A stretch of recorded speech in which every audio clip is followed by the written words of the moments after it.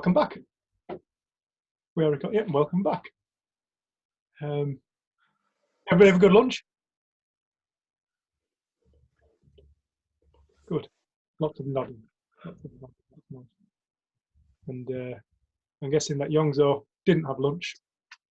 Might have had an evening snack. Well, thank you so much for joining us, and we're going into the latter half of the first day. It always amazes me how quickly these things pass by. For me, anyway. Might bloody drag for you, I don't know. But yeah, this afternoon on our schedule, hopefully you've got a schedule emailed or found it on Facebook or whatever. Now we are going to have questions, observations, and reflections. And we'd love to hear from you, what you're hearing, or if you've got any questions or anything that you'd like to share. That'd be really nice. We've got, how long we got? We got an hour and a quarter. So if there's quite a few people online, so I'd like to give as many people the opportunity to speak as possible. But if anybody's got anything to say, we'd love to hear it. Does everybody know how to unmute themselves? A few nods. Richard, you're nodding. Oh, right, oh God, okay. Well, I wasn't nodding for that reason, but I knew I was unmuted. But yeah, I mean, one of my questions maybe is that well, where does laughter come from? Is that beyond the intellect? Is that almost beyond thinking? Laughter. Yeah, yeah. Oh. What's that? Sorry, guys. no, cool. Good question. Well, I think you can see that how differently people respond to a movie. Like some people will find it hilarious and some people won't. So it's going to be coming from thought, whether we see it or not. Right. See how individual that is. Like some of the things that you find hilarious, I'm like, why is that funny? And things that I find funny, Dave doesn't find funny. You know that it will be coming from thought. But I love how so often it can be quite infectious, like especially with little kids, if they just start giggling in silliness. But I don't matter age, because sometimes it can be our age, any age, can't it? Someone laughs, and everyone else just falls back laughing too. So it's one of those things where it just seems, yeah. But yeah, thought, I accept that, yeah. Laughter comes from happiness. Yes, yes.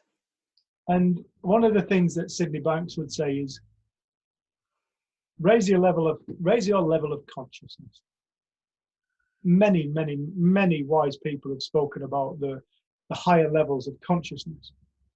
As you start to live in greater awareness, you live in different realities. Your realities, you start living in separate realities. You start living within separate realities within your own realities, within your own being. And laughter is something that's born from happiness, which is born from a higher space of consciousness. You could liken it, you could describe it like that. When you're in fun, when you're having fun, you're in a higher space of consciousness. You are closer to source consciousness, which is love, contentment, fulfillment. Yeah, laughter is a consequence of that, but it is always, these higher states of consciousness are born of thought.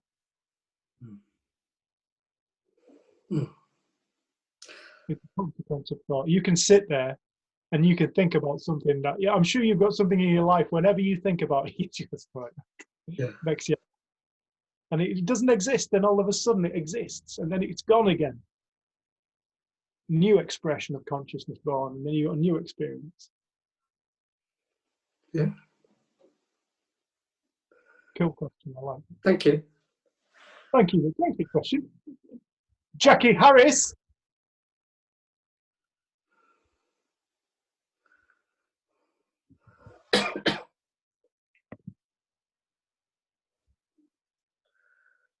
Stop talking.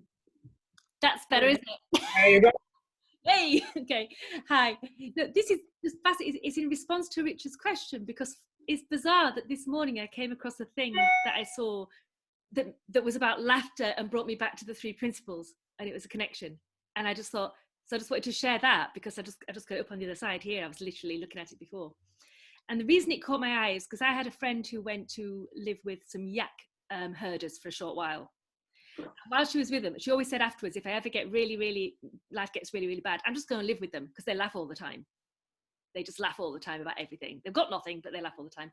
And then this morning, I came across this quote that said, an Amazon tribe called the Piras laugh about everything. They laugh at their own misfortune. When someone's hut blows over in a rainstorm, the occupants laugh more loudly than anyone.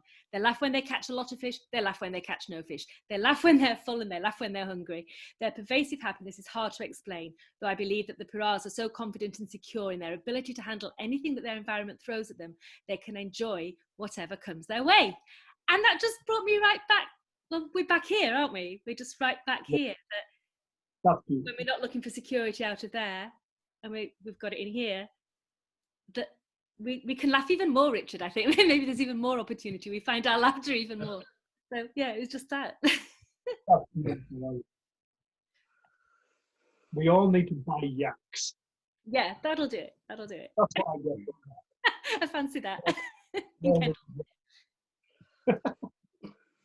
Laughter's beyond language. Yeah. Love it. Thanks, Jack. Thanks, Richard. I'm going to flick over to our next screen, see if there's anybody who's got the hand up.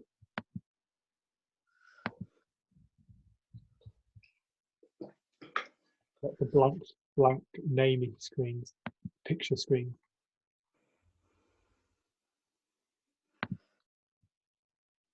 Oh, Sarah just said she saw the same thing. Somebody wanted to ask about PMS. In my thought, am I? To everyone. It is to everyone. Am I right to read that out? Yep. I want to ask about PMS. In my thought, about it a month. How do I know what really is me or my thought? A lot of women have this problem. Right, let me. Well, it's funny, it's often people ask those kind of questions. It's a really common one. And the It's one only, I asked, actually. It genuinely was. That was one, yeah. because we know that we are also these physical beings, and we do have hormones, and we are flooded with different things. But I think one of the things I started to notice is how much thinking I did about the fact that I thought I had PMS, and it's getting to that time where I'm going to have my mood. I had so much thinking around it, it seemed to create it more. And it just seems over the years of being around this, sometimes I get quite tearful and a bit more snappy, and sometimes not. So I think I hold it a lot lighter than I ever used to. Whereas I used to have so much thought around it, almost like that time of the month created a certain type of feeling, and I was at the mercy of it. And then what I started to realise is the less I bought into that story and that belief, it seemed I had a different experience of it. But it will still be that whatever we're experiencing it by the principles. In the same way, people have asked about, but what about if you're intoxicated? Well, you're still in the experience of thought and consciousness. If people take drugs, it can alter their view of reality, but it's still coming through thought and consciousness. So the principles is descriptive of all experience. And we can look to the world to try and pin our feeling on something, but to know that in any moment we can transcend and have a new experience.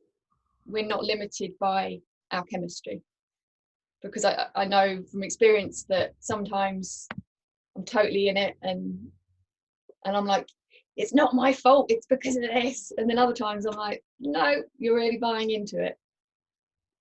But it's not to say that we aren't, there aren't things that alter thought, but it will still be coming to us via thought. So I don't know if anyone else actually on here would want to say anything else about that, because I know it's a common question, and I know there's lots of people on here who work with women, work with different groups. But I would just say that you can't have an experience outside of thought. You couldn't even know the experience without thought.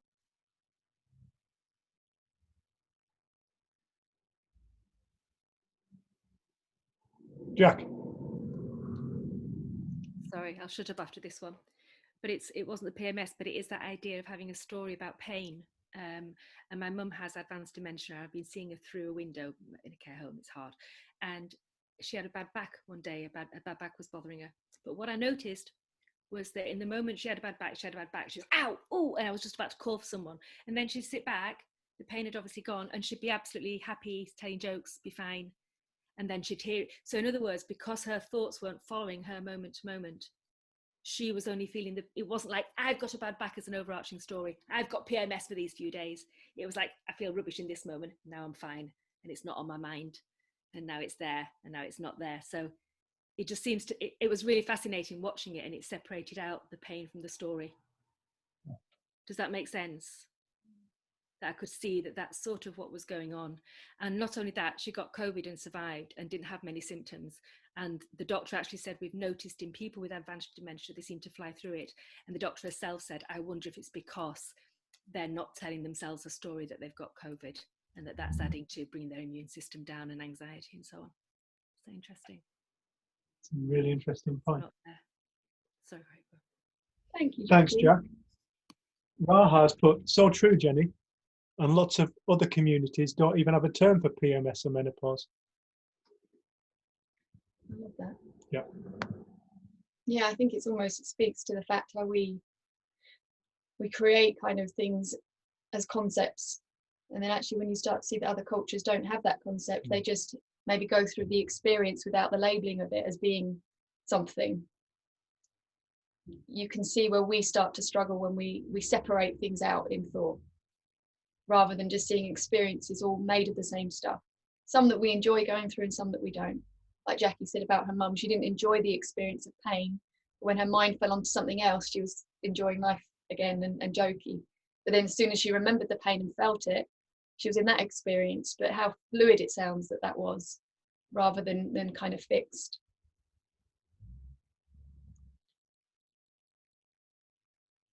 I remember sitting down with Jen's mum, and I forget what we're watching some like drama from the early 1900s, and she says to me, do you like period dramas, Dave? And I said, no, I get one every month.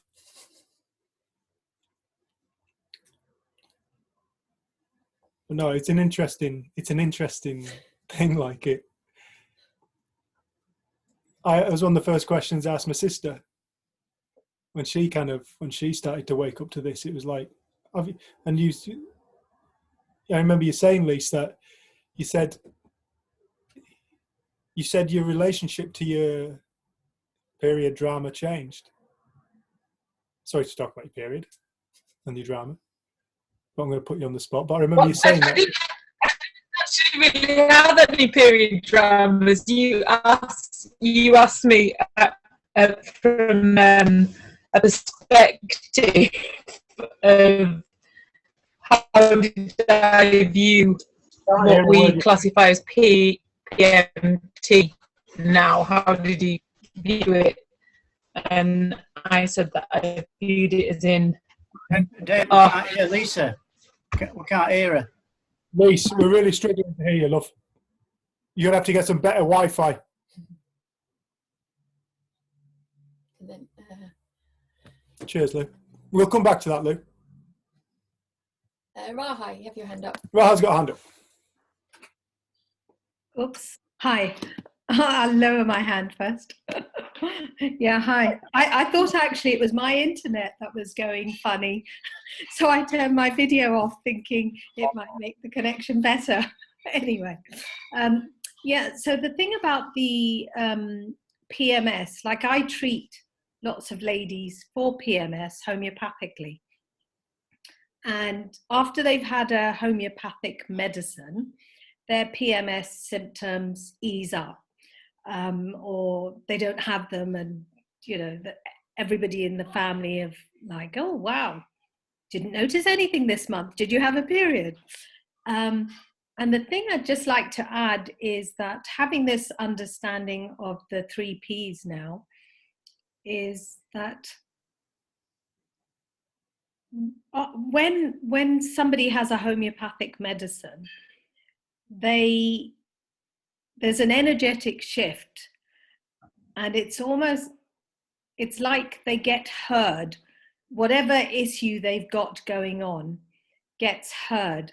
And from the 3 Ps perspective, I would say it's like that they quieten down and they have a realization about something. And it may not be a profound, Hollywood type realization, but a shift does take place. And like you said, Jenny, sometimes you may be aware of it and you may be ratty and bratty, and other times you may not. But when we have it during our periods, we associate it with our periods and say, oh yes, it's my PMT or whatever. But it actually all does come down to thought. And however, I mean, I know some 3 Pers don't like anything else to be used, but I think however you get there to bring about that quiet space is fine, because it allows that insight to take place from that space. I don't know. Am I making sense? I love that. I love that. Thank you, Rahalov. I think that is a really important point. There is a lot of dogma around the principles sometimes. And we must understand that the principles is a metaphor as much as anything else is.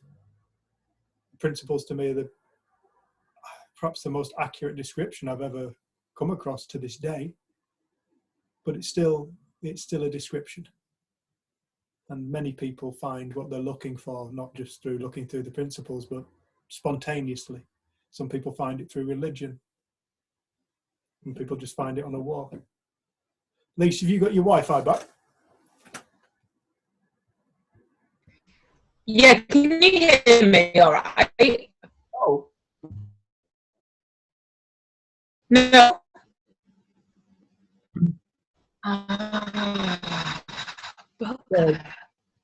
It's better got, so obviously I'm just not meant to speak. Get some good Wi-Fi. We need to sort that out. Right, everybody else. Like, Lisa, I'm with you. Can't hear you. Anybody else? Oh, and just one other thing, if I may, Yes. about pain. And I've noticed it firsthand, meaning that, when you're like, if you go to a party or something and you're wearing high heel shoes, those of us that do, then I have been like, oh my God, my shoes are killing me. And then I meet all my friends and I forget. And then as soon as I'm leaving, going out of the exit to the car, it's like, oh God, I can't wait to throw these shoes off. So what happened to that pain? It was still there. Well, I just didn't notice it. And it isn't a case of I just didn't notice it. My attention wasn't there at all. And the pain disappeared. So where did the pain come from initially? I think that's quite interesting. And that and knowing that opens the possibility of being pain-free from any kind of pain.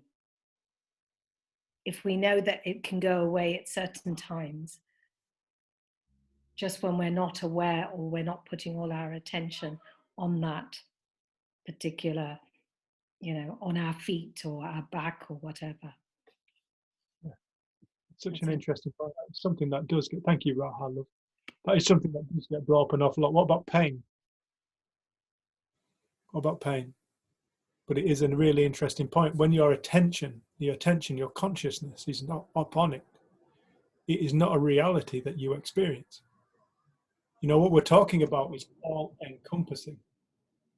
All experience is born from within our being, even the experience of pain. People go, no, it can't be. Pain's the body.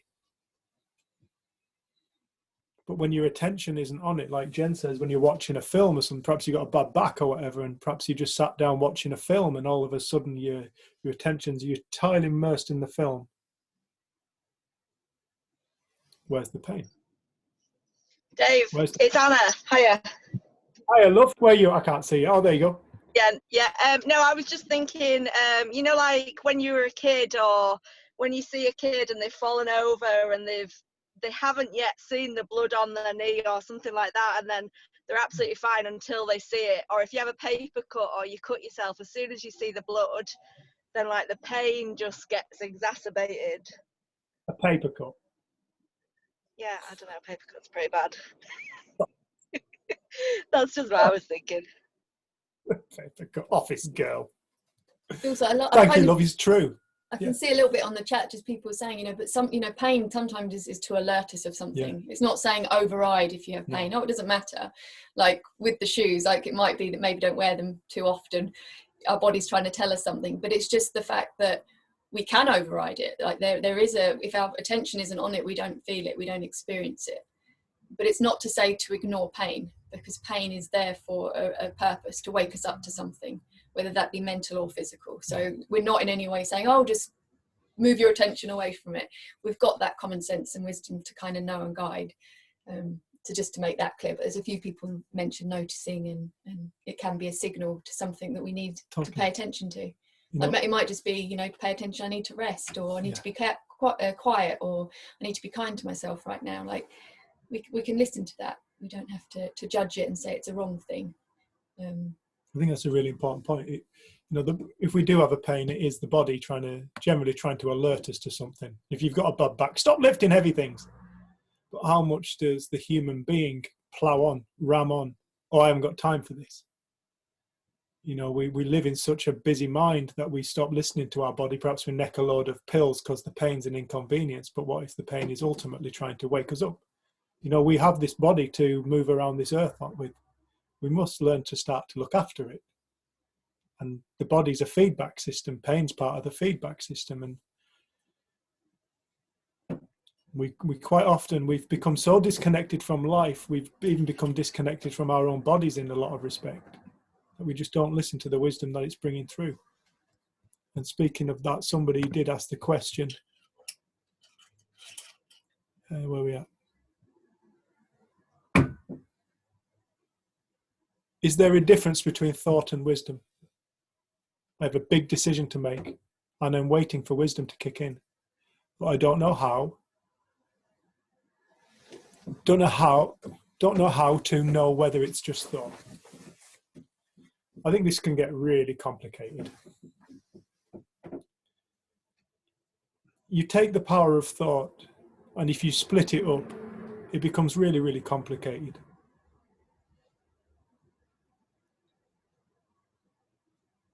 Wisdom's, to me, I can only speak about how I see wisdom. Do you want to say anything? Before I speak? Well, just something that came to mind when Dave read that question out was something that Terry Rubenstein once said to me, when I kind of felt like had a big decision to make. And we can get a lot of thinking about it when we've put a lot on something. It seems like a big decision. We have a lot of thinking around it. So I can see why we'd get confused. But she just said to me really quietly, she said, you don't need to make a decision, but a decision will be made. And it took it out of my hands in some way. I realised I've been battling in my intellect, trying to figure out right, wrong. Is this the right way? Is this wisdom? Is it wisdom? But I think when she said that to me, it suddenly was out of my hands, and I let go of it. And what seemed to follow was, as and when I needed it, I moved in a direction. And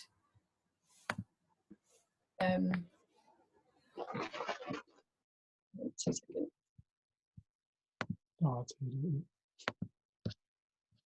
there's a bit of background noise. There is a deeper wisdom and intelligence to this life. It moves and works through us.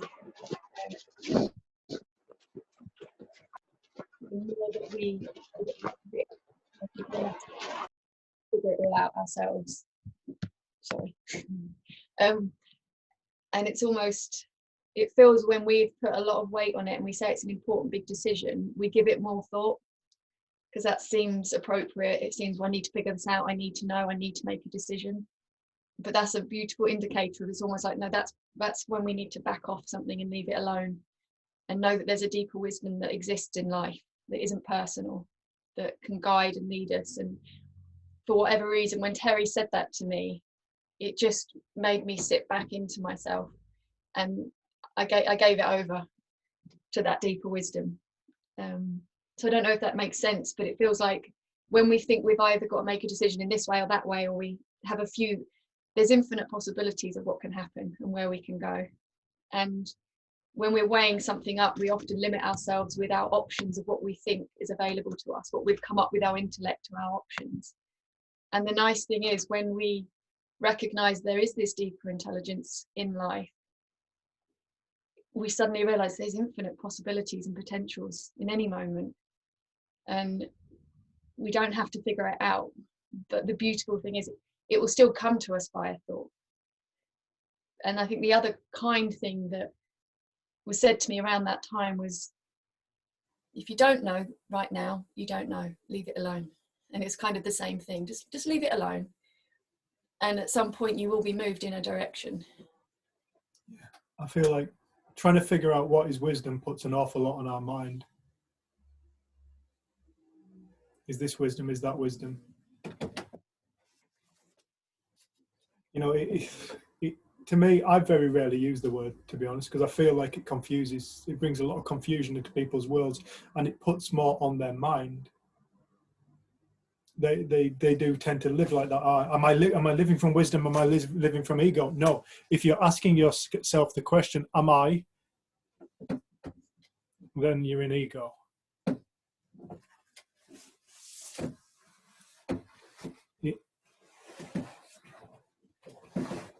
Ultimately, what I feel like the principles is pointing to is freedom. It's freedom from concepts. It's not to say we won't have them, but an insight, you could say, is born of wisdom. To me, that's where wisdom is born, from insight. Insight is born from wisdom.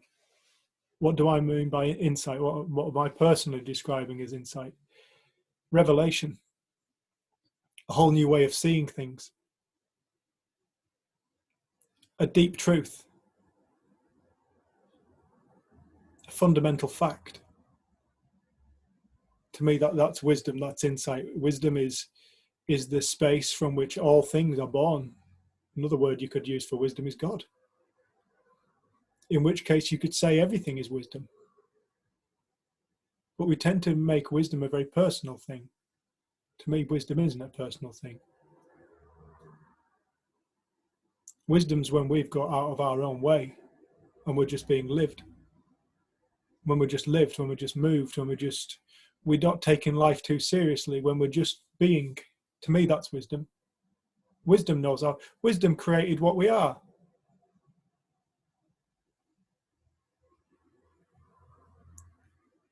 I tend to leave wisdom alone. I don't even question that personally. I don't even think about the word. I'm not bothered whether I'm living from wisdom or just living life. It's the same thing. I can make life overly complicated. I can create concepts and ideas and use words to try and describe things. That's not it either. The wisdom, personally, the way I see wisdom is the intelligence of all things and all life. The knowledge between the sun and a chlorophyll cell, where distance isn't an obstruction to such knowledge. Sunlight from a sun 92 million miles away from a chlorophyll cell here on Earth. Chlorophyll set up to use the sun.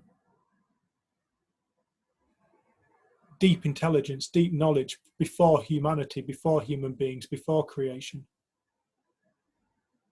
what created humanity? What wise intelligence created humanity, and what wise intelligence created all beings that function so perfectly in a biome of the earth? If we think we're separate from wisdom, we're in ego. We are wisdom. We are that. I think people think they can get life right or wrong. Really look at that point. See if it's possible to get life wrong. Yet we may end up doing things that we don't like, or perhaps we look at, I went to prison. I ended up going to prison for violence. I just failed my college course as well. I spent 4 years on this college course and just failed it because I got too involved in drugs. I'd sooner do something else.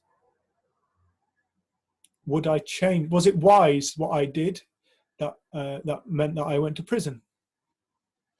You could say, no, certainly not, Dave. Getting violent with people is never wise. Going to prison, well, that's certainly not a wise thing to do. Would I change it in my life history? No. No, I wouldn't. I would not erase that from my life history for 1 second. Why not? Because I learned. I grew from the experience. You could then say, well, was going to prison a wise thing to do? Well, in that context, yes, of course it was. We get really kind of trying to figure out what is wisdom, what is not. This is just me personally. Now, perhaps I may be missing something. Perhaps I'm not seeing something else. Totally open to that. But to me, I feel like the moment we split the principles, the moment you take thought and you split it, we're talking about the power of thought, the power, the entirety, the magnificence. Well, within the power of thought, there is intuition. There is clairvoyance. There are all kinds of things. Within the power of thought is the power to manifest, to bring physical.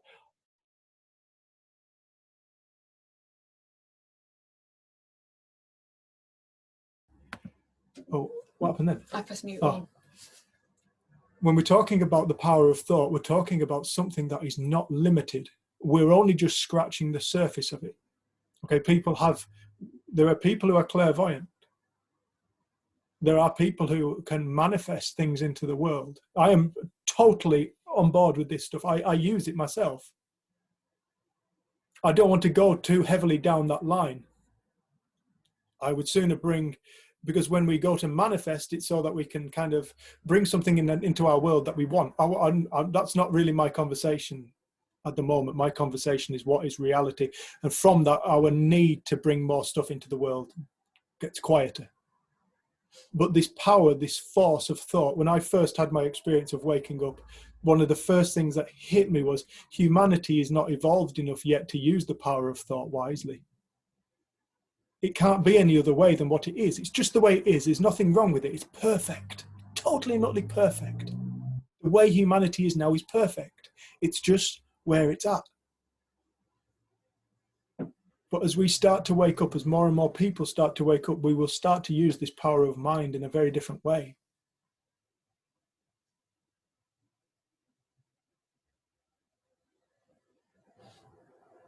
I personally don't split thought into wise, unwise.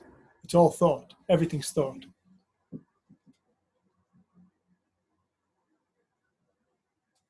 There's learning in all experience. There's growth. And one of the things that really hit me about my work at the beginning was I was trying to help people come out of suffering.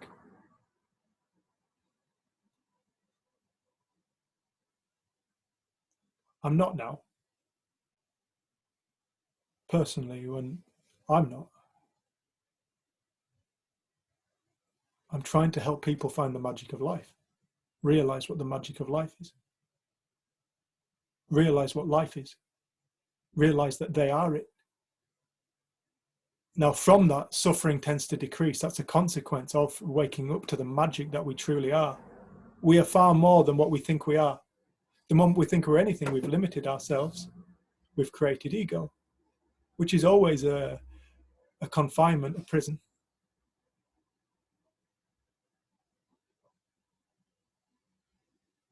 So it's an awesome question. Who was it who asked that question? Ange.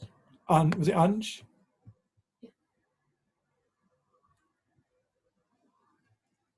Right, Ange, I think it probably was. I can't find your message now. Okay. Ange, yeah, that's an awesome question. And you know, it's something that I have racked my brain about, because when I first woke up to this, my mind was blown so far open. It was like I couldn't explain anything. I just lived in joy, happiness, and then I started to listen to other people. Then I started to listen to other people who've been around this longer. And I'm not, there's no judge, please don't think I'm judging here. And it was more an observation of myself. I started to listen to people who've been around it longer, and I assumed that they must know more. Again, I was back based in time. And I lost the magic. Is it going to mute me? I lost the magic because I started to believe that somebody else held something that I didn't. I handed my power over to somebody else, assuming that they were wiser, more spiritual, or whatever. And I lived in that state for a couple of years until I was on a Via Ferrata with Jen and my sister when my mum and dad and I and Jen and Lise went over to Kandersteg in Switzerland. I was on a Via Ferrata, I think it was 800 meters up on this cliff face, and of all the places to be hit by insight.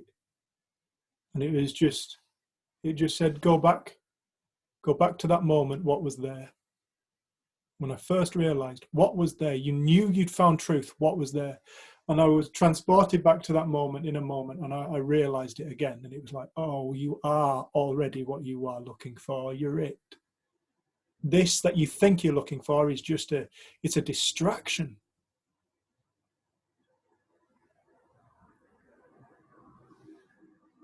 Do people call it a straw dog? Straw dog, I think some people call it. I was just going to say, we've got like hands up and some questions. Yeah. So I know Oyvind? you're going to have to, yeah, you've had your hand up for a while, but sorry. Sorry, mate. Hi, How do you pronounce your name? Øyvind. Oyvind. Yeah, correct. Very good. Welcome. Yeah, thank you. I love listening to you. You know, I've been listening to you for a while now.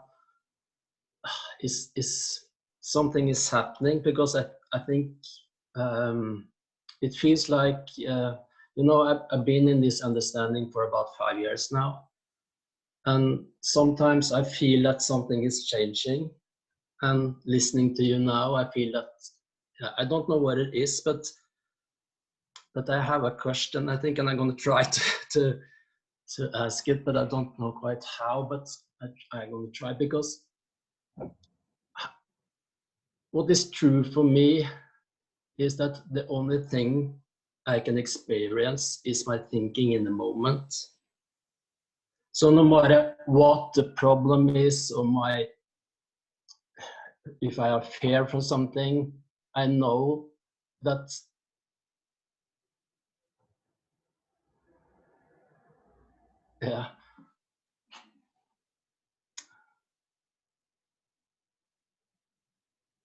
because when I sat here and listening to you, and I was very calm, and it was very nice. And then I started to get this thinking that maybe I should try to raise my hand and try to ask you this question. And then I got a lot of thinking, you know, because I feel my English is very bad, and you know, a lot of thinking just, and then I thought that, but I know that it's impossible, that cannot, you can never make me feel this stressed or whatever. So then I just put the button, raised my hand, and I was thinking, okay, then I feel more pressure, you know, and more thinking, and I feel it so intense, you know. But then my hand has been up for a while now, and then this feeling just go away because I forgot that I put my hand up, you know. And it isn't just a new proof for me that it's never what's out there that make me feel anything, you know, because the source is from something else. It's always from me.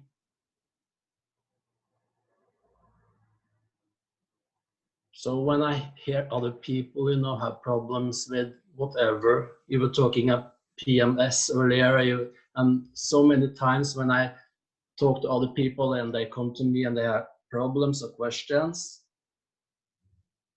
it's so easy to me to see that that's not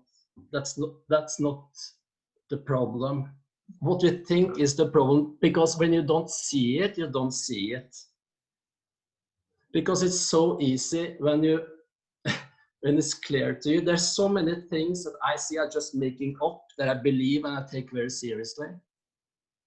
But at the same time, there's so many things that I don't understand and I don't see, and then I think this is different. This is reality. This is from something out there. But I know that can't be. That can't be. And I see every time that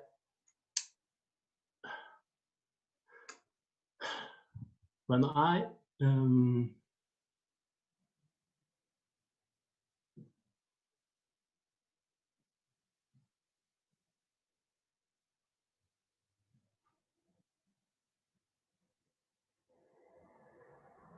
don't take my thinking seriously, so my life just expand, you know. There's so many things I can do now that I couldn't do maybe a month ago, a half year ago, that I can, like now for me, just speaking to you live in English is, I couldn't do that earlier. And for me, it's maybe seems a little bit weird, but for me, that's really big, you know. And I see that, and I can take that experience to everything. When I meet something in my life that's very frightening or make me scared, I know this is the same every time. And every time I see, maybe it takes a while, and I love when you give it time. You know, there was a person earlier asking about if it's my ego thinking or it's from wisdom. But I don't think that's very important, because it's really nice when your thinking comes from your wisdom, because then it's so easy to do it, because you know it's, you know, then yeah. But sometimes if I'm very like now, I have a lot of thinking and talking to you, but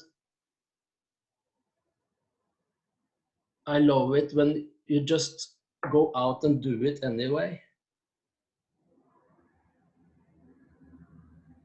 Because if it's not a wisdom thought, then maybe you find out that even though maybe this, what I did was wrong and I shouldn't have done that, but that can get you back in the right track, you know.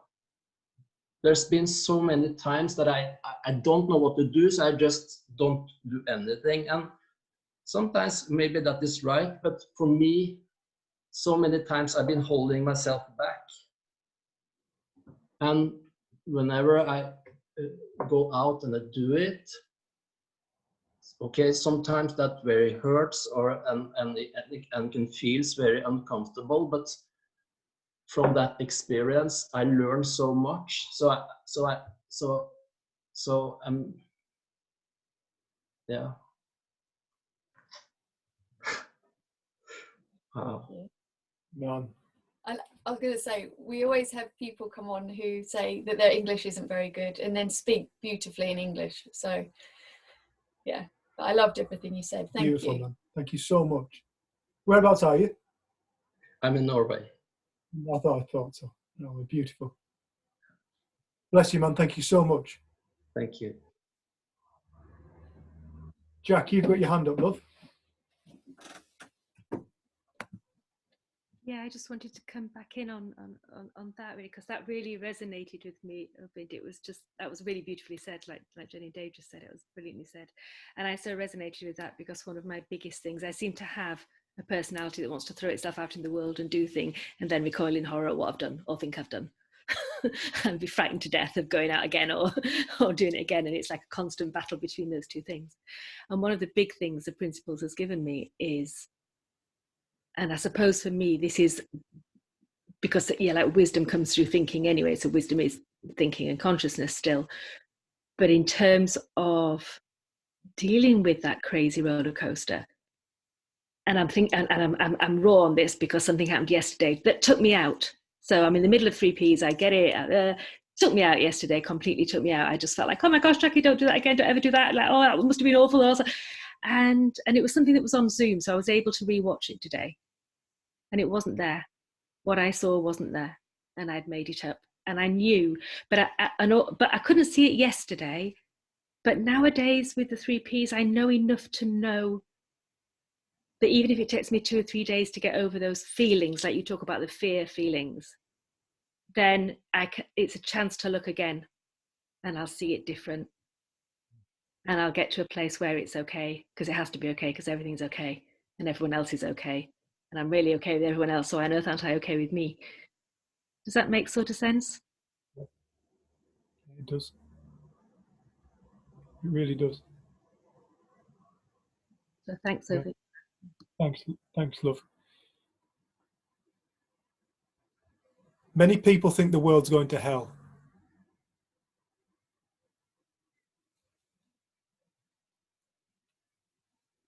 It's not. That doesn't mean things don't happen on the world. They do.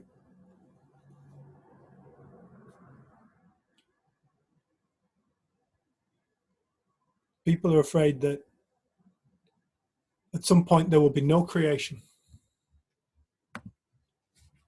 That's not possible. The world will end. Yeah, but that doesn't mean that creation will take, and you will see. You won't be there to live it.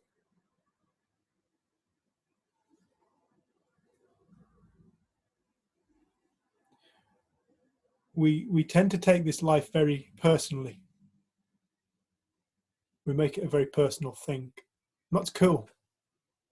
We're allowed to do that. It's part of the game of life. But ultimately, reality, matter, our experience is all born of one place, and that isn't born of the physical.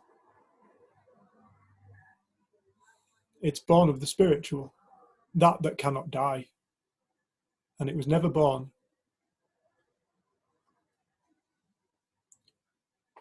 You know, I love my physics, quantum and all that kind of stuff. That points more deeply to the mystery of life than any other physics or science that I know of. And it points to the creative force before the observational force of consciousness, that everything is, everybody is that. Now this stuff cannot die. It can't be destroyed. It cannot be dented. It cannot be scarred. It cannot be hurt. It cannot be broken. And that's what everybody is. Everybody is that. And I think so much fear is born of destruction. But like Jack just described, and Oyvind just described, we have a friend who says destruction and creation are one and the same thing. You cannot create something new without destroying the old. You have to destroy the old in order to create something new. But if you ever look at life, it always seems to be on this intelligent trajectory. Beings adapt. We call this evolution. It's been sold to us that it's and this is totally innocent as well. It's been sold to us it's a random thing. It's not random. It's beautifully orchestrated and intelligent. It's not a mutation of randomness. No, you don't see these random things just walking around in the earth that don't work. Every single organism fits a place. It has its niche. And if the environment changes, so does the creature to adapt to the environment. This is coming from a deeper order of intelligence, a deeper order of beingness that humanity hasn't really woken up to en masse yet. It's that unifying field. It's that deep intelligence, it's that wisdom.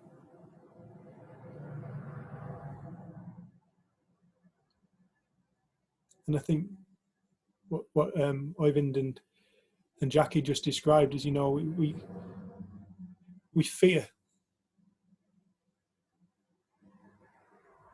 We fear things, we fear stuff, we fear futures, we fear the past, we fear people, we fear different cultures. We just don't understand it.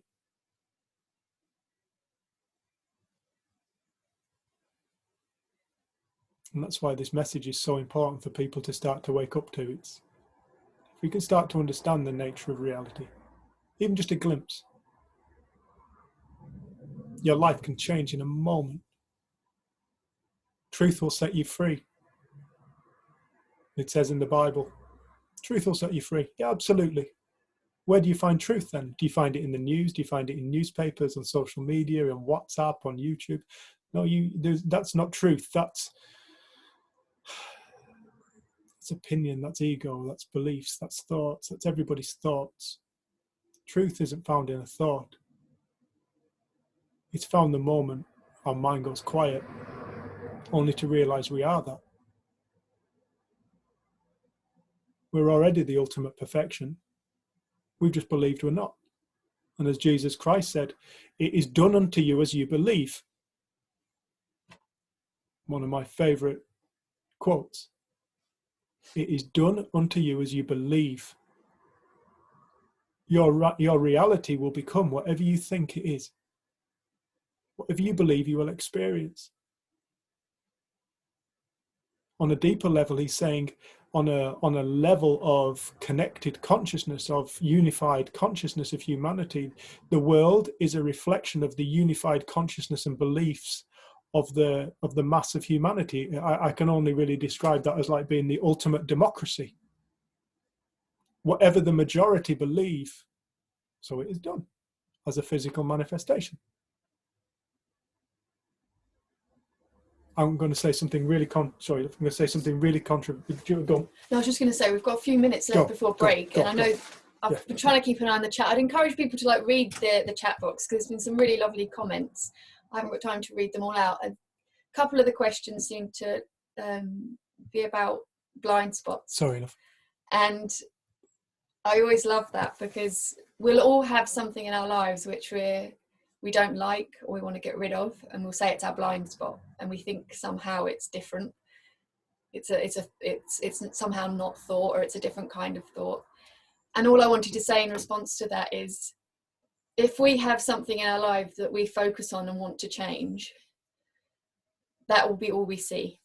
And all we ask with this understanding is, if we can step back from what we think our problem or our issue is and leave it alone just while we listen to this conversation, I know that within every single one of us is the ability to have a new thought or an insight that can help change your life and help your relationship with things.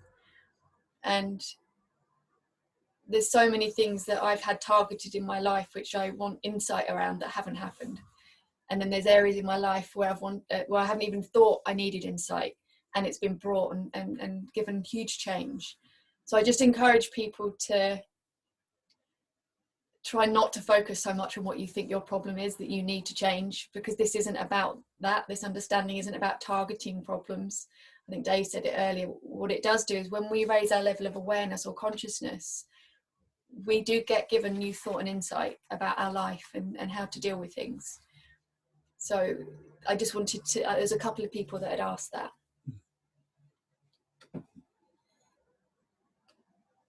it's quite a humbling thing when you realise that a problem is a thought, not a thing. It's a perspective created within our mind.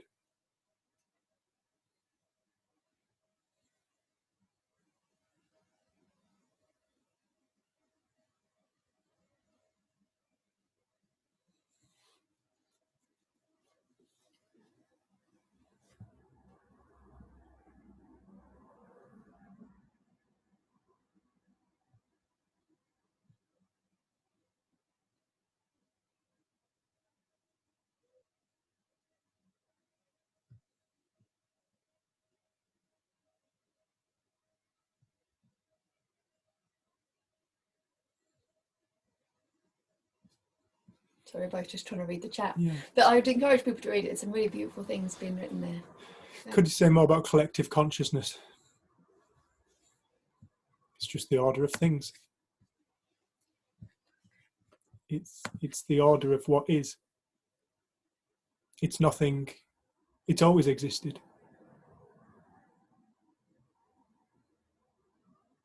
The order of everything is a singular thing, connected.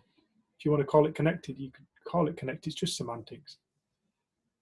But to me, connected creates the idea it could be separated. Well, it looks as though it's separated. You know, we all are individual expressions of the same thing. We are all the same thing. Dave, can I just add to that? Yeah. Can you hear me? You barely, Lisa. Your Wi-Fi is terrible. Is it? I've tried 3 different Wi-Fis now, but can you hear me? Really badly.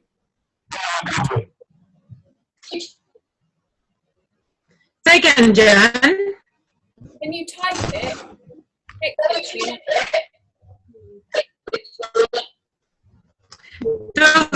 It doesn't matter. I just had sorry to interrupt you, but I just had something that was really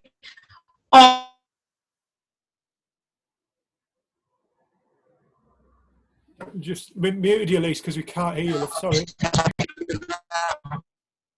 I'm going to mute you, Luke, because we can't hear you. Sorry, love.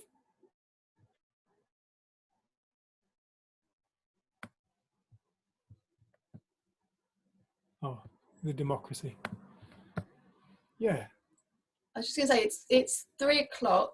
We're going to have a 10-15 minute break before we have the lovely Dick and Bettinger. That's at 3:15. Is it? Yeah, 2 p.m. to 3:15. Oh, completely wrong. For another 15 minutes. Shut me up. I don't know my own schedule. Cool. Have we got any other questions? And Lisa, if you text me, I can read out what you wanted to say.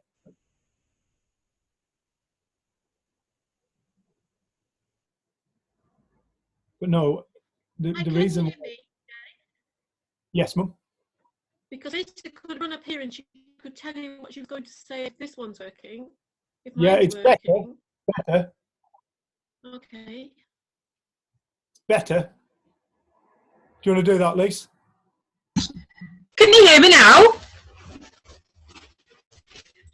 Try again. Come on, universe! Give me the Wi-Fi! No. Give me the Wi-Fi!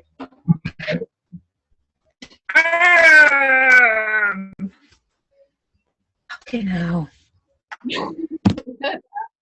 With the one bit we got.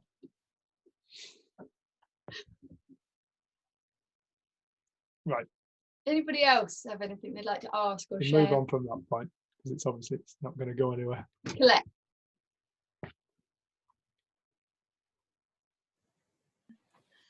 It was just about blind spots. Someone had mentioned blind spots, and the biggest one I had was around the dentist, and I so wanted to see my blind spot about that so much that when I had this appointment, because I was terrified of the dentists, I'd not seen them for 20 years, that's how scared I was, and I kept saying, I think I mentioned it today, I need to see around this, I need to see that it's me thinking around the dentist before I go. And all the time I was on my way to the dentist, I sat in the chair and I thought, I know it's a thought, but the more I was trying to push myself into this is the thinking, the further away, or the closer I was knew that it's real.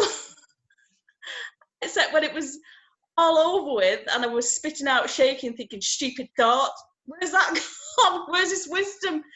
Then in that spot, as I saw my hand shaking and I was crying, I just dropped into that space and I went, I was actually in the story of the thinking. And in that quiet moment, it just dropped away and I knew I was never going to be scared of the dentist again, which was lucky because I had to go and have the same thing done the following week. But the following week, the same thing happened, but I was not bothered at all because I had seen the story that I'd made up. That's just a little thing, and I'm not scared, thank the Lord. You start to see that's all that's ever going on. Yeah. The more I tried to see it, the further away I got from it, until at that moment of spitting out, it just went quiet and I saw it just like that. That's it, lovey. You know, you can't...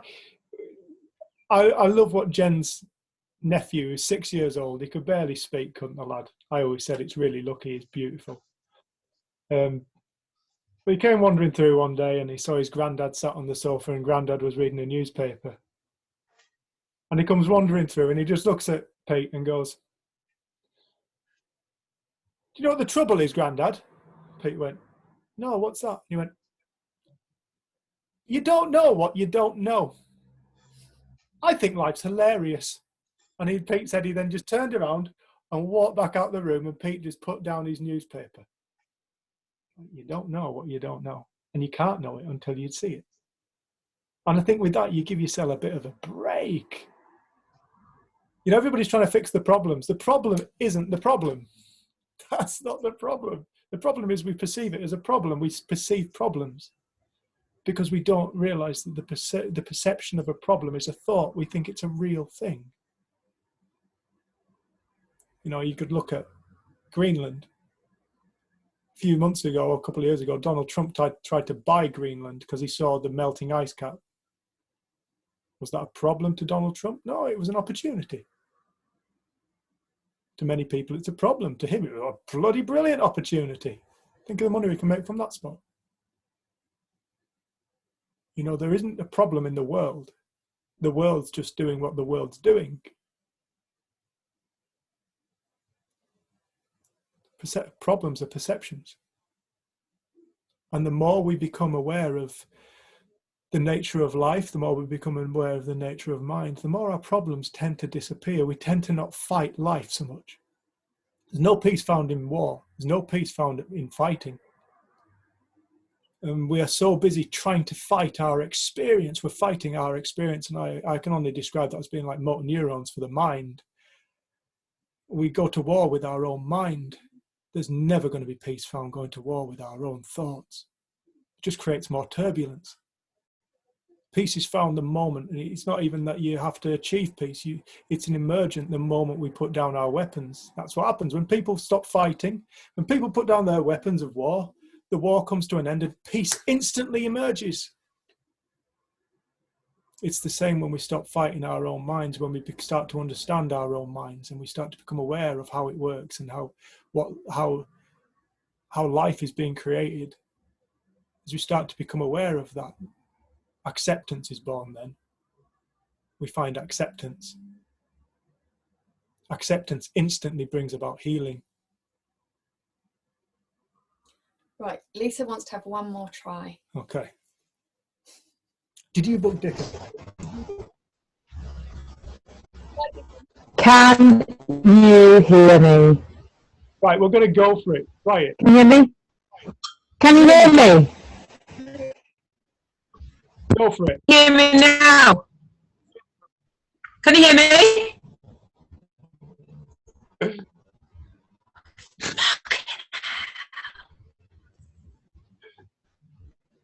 Can you hear me? Let's go. Let's roll with it, then. What the fuck? Why do I always pick up on that word? Right. Let's try it.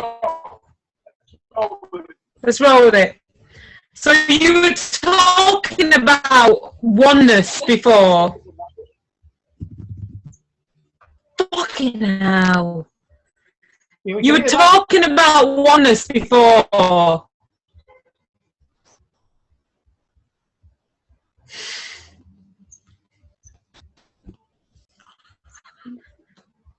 We can hear that. Right, I'm gonna get on. We hope- Dickon! Can you hear me? Can everybody hear that? Look at this. That's wisdom. Thanks, Jen. So, I mean, this is a long time coming, people. Let's face it, this is. Woo. So, what I wanted to say was about what you were saying, Dave, before about oneness. And over the past sort of few months, my plants have blown my mind. I've got one plant in particular that I wake up every morning and it is in a different position. To the point where I've actually started taking photographs and documenting this plant because there's this energy that moves this plant around. And it has momentum and it knows I'm around. But so today... Lisa, sorry.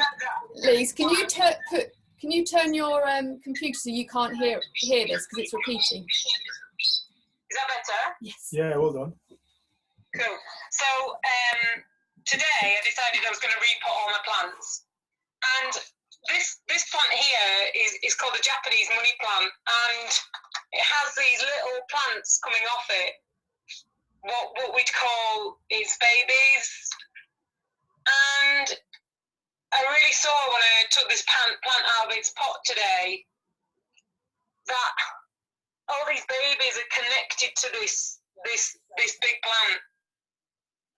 And there's no separation between this plant and these babies, because when you lift it out at its root, it's all connected.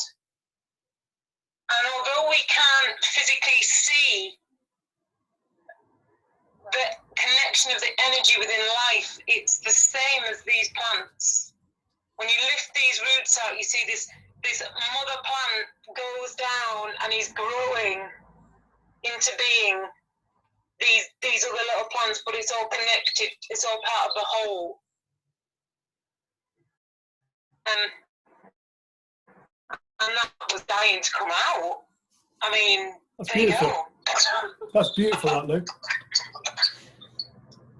But it really was, you know, if I could, I wish I could have showed you it earlier when I lifted it out and you could just, I held it and you could just see the veins, the roots coming down and bringing to life. I mean, these little things, they weren't in existence. They weren't here a month ago, but they've come into existence and they're connected to this whole.